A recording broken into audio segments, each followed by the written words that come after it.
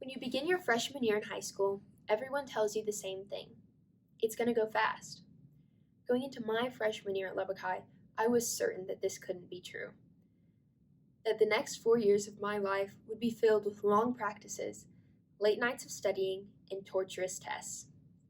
Apparently, when they say that it goes fast, they aren't lying, for I stand here 4 years later, but it really only felt like a couple of months. One thing that I do remember being long about freshman year was the line for food. When the team travels out of town, the seniors are always the first ones off the bus, and the freshmen are always the last. I believe that our freshman year is defined by that long line that we are forced to wait in.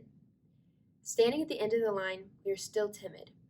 We have lots of time left to decide what we want and are following the upperclassmen for guidance. Being at the end of the line amplified how badly I wanted to be at the front. Whenever Coach Hayes called for the seniors to walk down the rows of the bus, it was like they were celebrities walking down the runway, or at least that's what it seemed like to me. I desperately wanted to walk down the row, to not have to wait in the line, and most importantly, to get my food fast. Sophomore year rolled around, which meant that I was one step closer to getting off the bus first. Much like freshman year, however, you're still at the bottom. You still have to wait. But as you slowly get the hang of high school, getting faster in the pool, or better on the diving boards, the line becomes shorter. When junior year comes, you are no longer following the upperclassmen, for you are the upperclassmen. That was the first time I realized that being at the top of the food chain is not only about yourself, that you must lead the underclassmen the way previous upperclassmen led you, that you must step up and become a leader. Finally, I was a senior. On the first out-of-town meet, I was more excited to hear Coach Hayes call for the senior girls than I was to compete. But one thing I realized after getting off the bus first and not having to wait in the line was that you had to know what you wanted. You didn't have time to ponder what kind of sandwich you wanted like you did when you were younger. Senior year can be defined by that. You have to start deciding what you want, and quickly, for you only have one short year to still be a kid. For 3 years, all I wanted was to order first, to not have to wait in the line.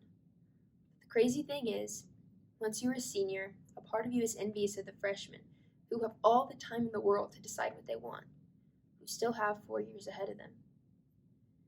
It goes fast, too fast. Freshman me was right. Much of my high school life was consumed by homework and tests and hard, dreadful practices. Looking back, those things are not what stood out to me about high school.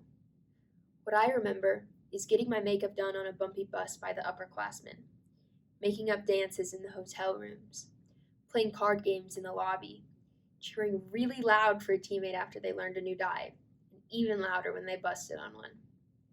Being freezing at Grapevine, cheering for the swimmers even though we only partially knew what was going on, hugging Coach D after winning a gold, and jumping in the pool after Lubbock High girls won state. Even though these past 4 years with the swing and diving program have gone fast, they have given me some of the best memories of my life.